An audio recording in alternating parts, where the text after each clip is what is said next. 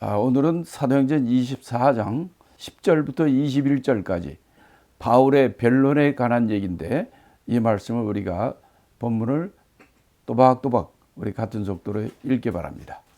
10절부터 읽습니다. 총독이 바울에게 머리로 표시하여 말하라 하니 그가 대답하되 당신이 열해 전부터 이 민족의 재판장 된 것을 내가 알고 내 사건에 대하여 기쁘게 변명하나이다.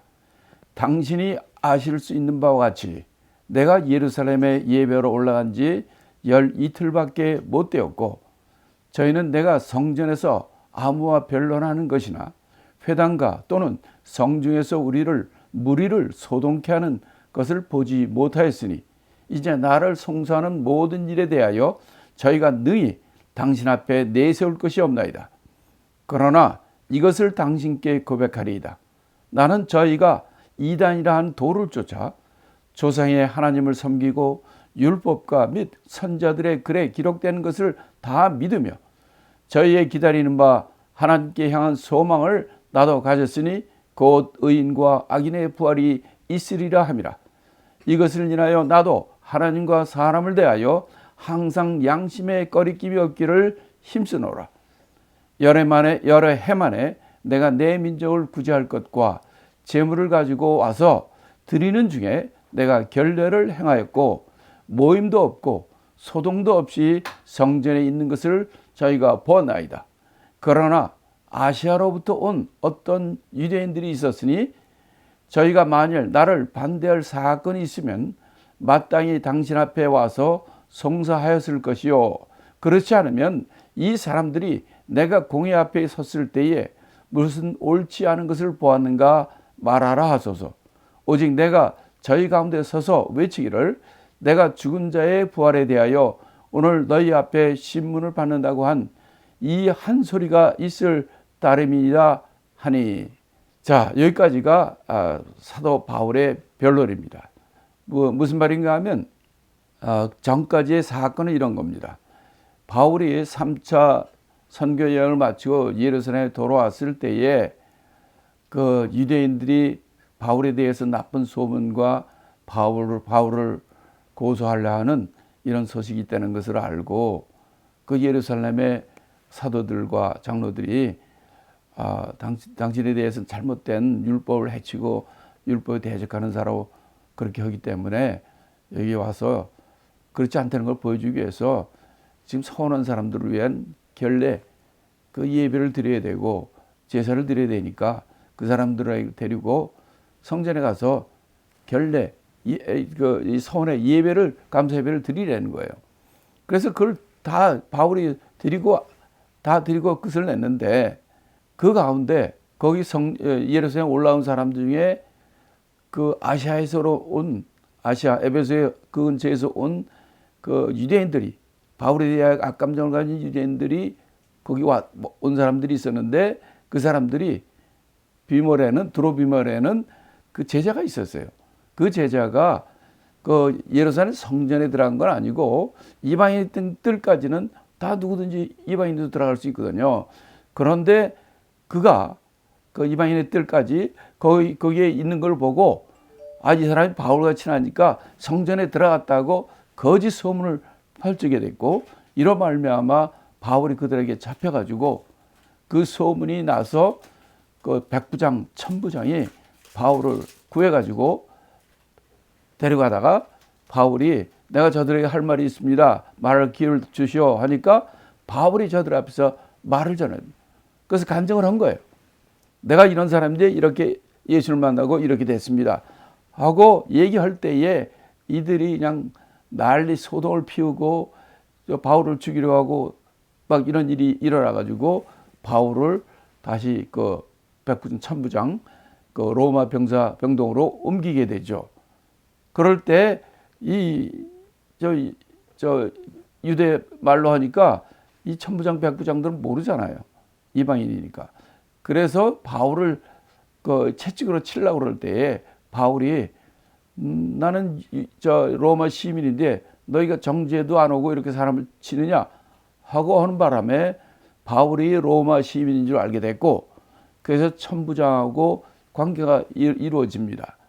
왜냐하면 천부장은 돈 주고 로마 시민권을 산 사람이고 바울은 나면서부터 로마 시민이었고, 그래서 이런 상황 가운데 있다가 산헤드린 공회원들, 대제사장들과 장로들, 이런 사람들이 바울에 대해서 아주 그냥 살해 감정을 갖고 있었고, 그래서 그 가운데 40명의 젊은이들이 마시도 않고 먹지도 않고 마시지 않고 하기로 작정하고 바울을 죽이려 한 40명이 음모를 꾸미고 죽인다는 것을 알게 됐고, 그래서 그날 밤으로 그 총독이 있는 가이사라로 바울을 그 한밤중에 글로 이송합니다. 그래서 이송한 다음에 그 닷새 후에 예루살렘에서는 산헤드린 공회원, 대제사장들과 장로들이 다 내려왔고, 그래서 총독 앞에서 지금 이 재판을 받는 거예요. 그래갖고 24장 1절부터 9절까지는 그 총독 앞에서 산헤드린 공회원들 모시고 할 때 그 유대인 중에 변사, 그러니까 지금으로 하면 변호사예요. 아주 많이 배우고 그 법에 잘 알고 재주도 좋고 이런 더둘로레는 이런 변사가, 지금 말하면 변호사가 그 바울을 고소합니다. 고소하는 그 내용이 뭐였냐면, 이 사람은 아주 전염병처럼 그냥 사람들에게 피해를 주고 사람들 미혹하는 나쁜 사람이다. 연병 같은 존재다.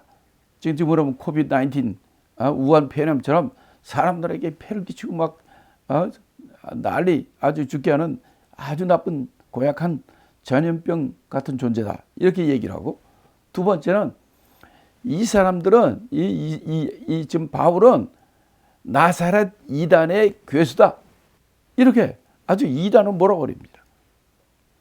그 다음에 세 번째는 뭐냐면 이 성전을 더럽힌 자다. 성전 더럽힌 자예요. 그럼 그건 유대인법에 의하면 돌에 맞아 죽습니다. 죽여야 돼요. 이렇게 아주 이거는 하나하나가 다 죽을 수밖에 없는 이런 아주 가장 강력한 고소를 하게 됩니다. 그래서 오늘 지금 이 시간에 여러분이 읽은 10절부터 21절까지는 사도 바울의 변론이에요. 한번 이 장면을 생각해 보세요. 지금 이 총독이 있고, 이쪽에는 산헤드린 공회원 70명이 있고, 또 변사 그들의 대표하는 변사가 있고, 많은 유대인들도 그 둘러서 다 있고, 오로지 바울의 편이라는 아무도 없습니다. 온 우글거리는 사자떼에 둘러싸여 있는 아주 양것처럼 혼자 그들 앞에 서 있는 거예요. 그리고 그들이 고소한 내용들이 아주 무시무시한 아주 그냥 그런, 그거 사실이라면 이건 죽을 수밖에 없는 아주 그런 위기의 상황입니다. 이럴 때 바울이 변론하는 거예요. 아마 여러분들 그런 기회가 있었는지 모르겠지만, 만약 우리가 이 선교 활동을 한다든지 독립운동을 한다든지 뭐 어떤 일을 할 때 저한테 잡혀가지고 포위되고 얻어맞고 해서 그런 상황 가운데 홀로 있다면 대부분의 사람들은 거의 주눅이 듭니다. 길을 못 핍니다. 저는 이제 그런 상황들이 있었기 때문에 진짜 하나님이 도와주지 않으면은 도저히 두려워하지 않고 담대하지 못합니다. 그런데 오늘 본문에 보니까 사도 바울의 변론 한번 보세요. 변론을 기가 막히게 잘하는 거예요. 그 변론의 내용을 보면은 차곡차곡 변론을 하는 거예요. 그 수많은 적들이 자기를 죽이려고 살기가 등등하게 전부 둘러싸이는 그 가운데서 바울의 편이라고는 오직 하나님, 오직 예수님, 사람들은 없어요. 그를 위하여 변호하고 그를 적어라 온 사람들은 없는 거예요. 이 가운데서 바울이 자기가 아무리 하나님을 믿고 아무리 예수를 믿는다 해도 여기서는 자기 입을 통해서 자기를 변론하는 이 방법밖에 없어요. 근데 이것도 제대로 하려면은 정말 성령의 감동이 있어야 하고, 또 정말 두려워하지 않는 담대함이 있어야 됩니다. 그러니까 어떻게 했느냐. 첫째는 얘기를 하는 게 뭐라고 얘기하냐면 내가 이 선교 여행을 마치고 선교 여행이란 말을 안 했지만 그걸 마치고 예루살렘에 왔을 때 예루살렘 올라왔는데 내가 잡힐 때까지 이 일로 잡혔을 때까지가 열 이틀밖에 안 됐다는 거지. 또 내가 성전에 있었는데 성전에서 누구와 어떤 사람하고도 변론하는 것이나 회당이나 성중에서 무리를 소동케 하는 것을 아무도 소동케 한 적이 없기 때문에 본 사람도 없다는 거예요. 이거는 팩트니까 이거를 딱 그들에게 얘기를 하는 거예요. 더둘러는 지금 총독한테 당신은 로마의 총독으로 온 사람이기 때문에 여기에 우리 이 유대 땅의 안전과 질서를 공안을 이걸 유지해야 되는 것이 가장 큰 의무니까. 근데 그러니까 이게 그냥 날 일으켜 소동을 일으키고 뭐 이런 얘기를 막 한 거잖아요. 근데 바울은 12일밖에 안 됐고 또 내가 성전에서나 아니 회당이는 아니나 예루살렘 성 안에서 내가 무리를 소동케 하는 것을 본 사람이 있느냐? 그런 걸 하질 않았기 때문에 본 사람도 없다는 거예요. 이렇게 하면서 그거를 딱 죽입니다. 소동케 하는 것과 자기 소동케 한다고 막 난리네. 연병 같은 존재고 나사렛 이단의 계시로 막 사람들을 소동케 했다고 그랬잖아요. 그 다음에 두 번째는 뭐를 얘기하냐면 저들이 나를 나사렛 이단의 괴수라고 그랬는데 저들은 이단이라고 하는 그 도라는 것은 지금으로 하면 도는 종교죠. 어떤 종교냐? 예수 그리스도를 모시는 종교죠. 근데 이거를 이제 이렇게 설명합니다. 이단이라는 이 도는 내가 이 도를 쫓는데 이 도는 어떤 도냐?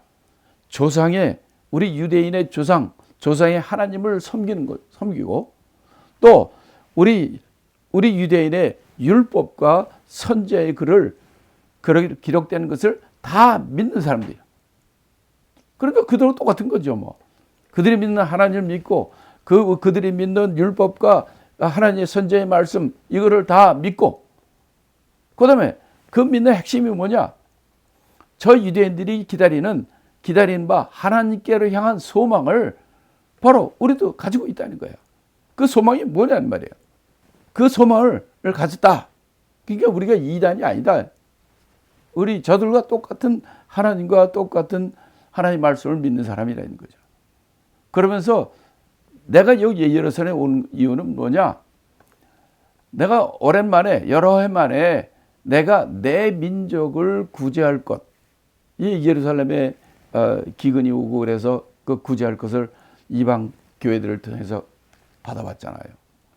그 다음에 하나님께 제사 제물들을 가지고 와서 하나님께 드리는 중에 내가 그들을 그렇게 해서 왔는데 그래서 내가 여기 와가지고 결례를 행했다는 말이에요. 하나님 앞에 제사를 드렸다는 거예요. 서원제사 또 감사제사 이렇게 제사를 드렸고 또 그래서 어떤 모임이나 또 소동도 없이 그렇게 지낸 것을 저 사람들은 다 보았다는 거예요.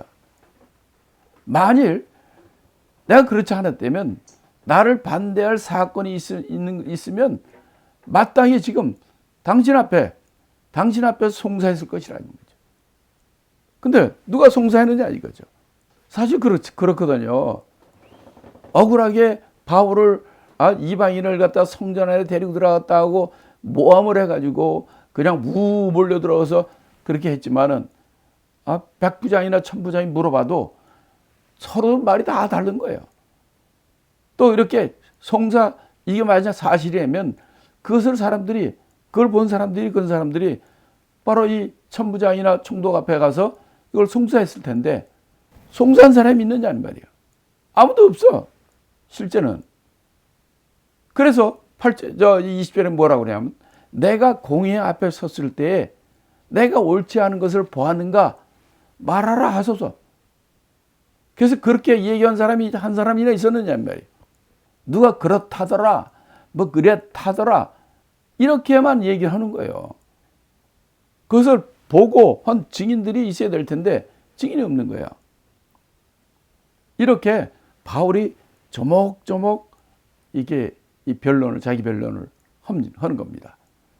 그런데 21절에 15절에도 그렇고 21절에 보면 이렇게 얘기합니다. 15절에 뭐라고 하냐면 나는 저희들이 기다리는 바 하나님께 향한 소망 내가 가졌는데 그것은 뭐냐? 의인과 악인의 부활이 있다는 것을 난 믿는다는 거예요. 그리고 21절에도 또 뭐라고 얘기하냐면 오직 내가 저희 가운데 서서 외치기를 내가 죽은 자의 부활에 대하여 오늘 너희 앞에 신문을 받는다고 말한. 그러니까 믿는 자와 불신자의 부활, 의인과 악인의 부활, 죽은 자의 부활에 대해서 내가 그들에게 복음을 전했는데 저들이 나를 끌어다 이렇게 신문한다는 거예요. 여기서 바로 이런 상황 가운데서도 바울이 말하는 핵심은 뭐냐? 이들이 바울을 고소할 때 바울이 변론만 하는 게 아니라 복음의 핵심을 얘기합니다. 우리가 얼마 전에 부활주일도 지났는데 부활주를 가지고 우리가 영어로 얘기할 때 어떤 사람들은 해피 이스터 하는데 해피 이스터라는 건 성경에 없습니다. 성경에서 말하는 것은 해피 레저렉션 데이예요. 예수님이 Jesus has risen. 예수님이 부활했다. 그러니까 해피 이스터라고 그러면 안 되는 거예요. 이스터는 성경에도 없는 단어고 성경적인 단어도 아니에요. 아니 왜 계란을 삶아가지고 거기다 색칠해가지고 줍니까? 부활이하고 삶은 계란하고 무슨 상관이 있습니까? 바울은 자기가 지금 죽게 되어 있는 상황에서도 그가 외치는 게 뭐냐? 믿는 자의 부활이 있다는 거예요. 의인도 의인의 부활과 악인의 부활이 있다는 겁니다. 자, 여기서 제가 잠깐 여러분에게 부활에 관해서 좀 말씀드리고 싶어요. 기독교의 핵심은 우리 예수님이 십자가에 죽으셨지만 부활은 그 부활이 복음의 핵심입니다. 십자가에 죽은 사람은 너무나 많아요. 그러나 죽은 가운데서 부활하신 분은 오직 예수님 한 분이세요. 우리가 왜 예수를 믿느냐? 왜 우리가 기독교를 믿느냐 하면 예수님께서 죽으셨지만 그가 부활하여 영원한 하늘나라로 가셨다는 거예요. 이와 같이 우리도 예수 믿는 사람은 예수님이 부활과 같이 우리도 부활하여 하늘나라에서 하나님과 영원토록 함께 있게 된다는 거죠. 그러니까 기독교는 십자가보다 더 중요한 부활에 있습니다. 십자가에 죽은 사람은 무진장 많아요. 몇십만 명입니다. 그러나 그 죽음 가운데서도 부활하신 분은 오직 예수님 한 분이에요. 이것은 왜 중요하냐? 만약 예수님이 부활하지 않았다면 우리 믿는 것도 다 헛것이에요. 말짱 도루묵이라고 그러죠. 아무 소용이 없는 거예요. 아니 우리가 뭐 때문에 이렇게 예수를 믿어? 예수님 부활도 없다면 우리도 부활이 없고 예수님 부활하지 않았다면 그럼 우리 믿는 건 뭐야? 이 세상에서는요 모든 사람이 죽으면 끝이라고 생각합니다. 그러나 절대로 그렇지 않아요. 죽으면 끝이라고요? 우리가 영화 같은 데 보면 탕탕 총 맞으면 사람 확 쓰러집니다. 그러면 그 다음부터 그 사람이 안 나와요. 그럼 사람들이 죽으면 끝이구나. 이렇게 머릿속에 생각이 있어요. 그러니까 죽으면 끝이라고 잘못된 생각이 있어요. 성경에서 뭐라고 그러냐면 마귀의 권세는 마귀의 파워, 마귀의 권세는 어디에 있느냐? 사망 권세라는 거예요. 죽음의 권세예요. 그래서 사람들이 다 죽음을 두려워하는 거예요. 그래서 사탄은 예수님까지도 십자가에 달려 죽게 만들었어요. 근데 예수님은 3일 만에 부활했잖아요. 사망 권세를 이기는 것이 부활의 권세입니다. 바울은 어디서나 외치는 게 뭐냐면 예수님이 죽으셨지만 3일 만에 부활하셨다. 이와 같이 우리도 부활한다는 거예요. 그래서 예수를 믿으라는 겁니다. 이 성경에 보면요, 여기 제가 여러분에게 이 파워포인트에는 거기는 없지만은 제가 말하는 걸 들어보세요. 우리 모든 사람은 예수님이 죽으셨지만 부활한 것처럼 이 세상에 사는 모든 사람은 죽음은 끝이 아니라 죽은 다음에 부활이 되는 겁니다. 부활은 어떤 사람들은 우리 믿는 사람만 부활하는 거로 착각하는데 그게 아니에요. 의인의 부활이 있고 악인의 부활이 있어요. 예를 들어서 요한복음 5장 29절에 이렇게 말합니다.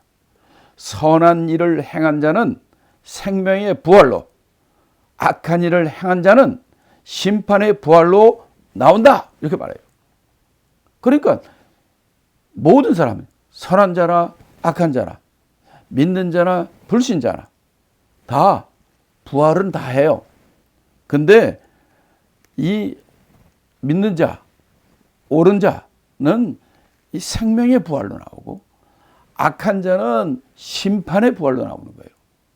그래서 지옥이라는 것은 그냥 그 불에 타 없어지는 것이 아니라 그는 아무것도 못 느끼는 그런 것이 아니라 영원히 그 불에 소금이 튀듯이 영원한 고통 저주 가운데 영원토록 저주받는 것, 이것이 지옥이에요. 생명의 부활은 뭐냐?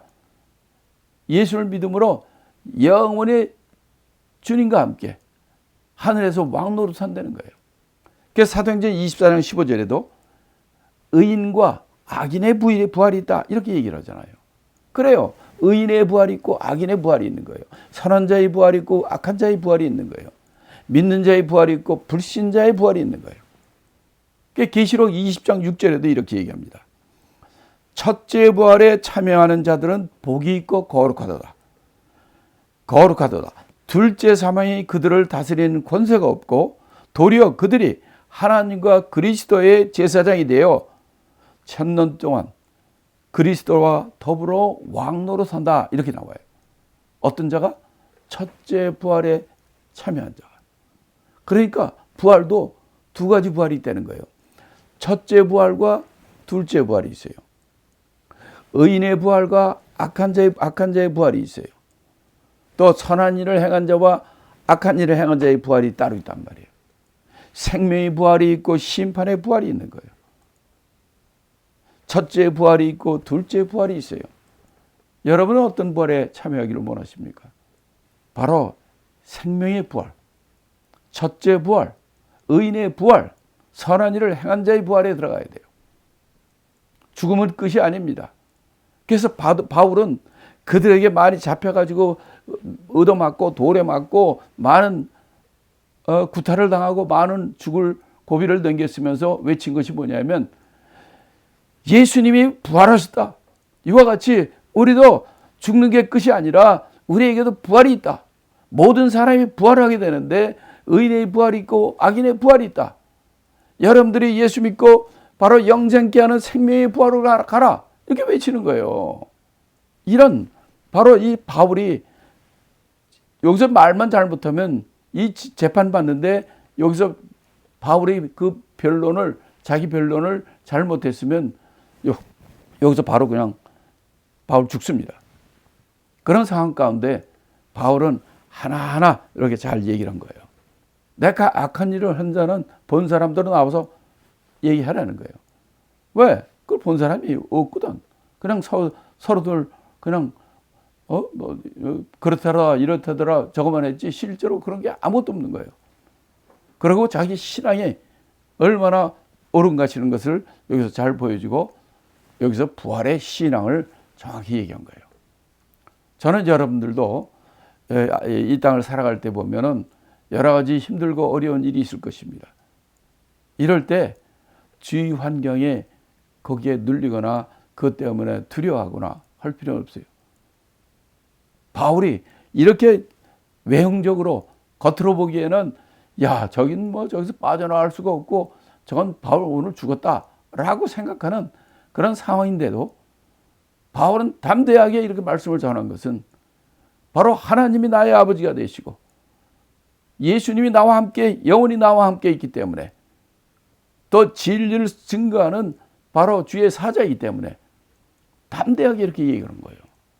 그래서 이 사도 바울이 이 변론이 끝나고 이제 22절, 23절에 보면 이제 그 결과가 어떻게 나오는지 얘기가 나옵니다. 다음 시간에 이 말씀을 더 전하겠습니다.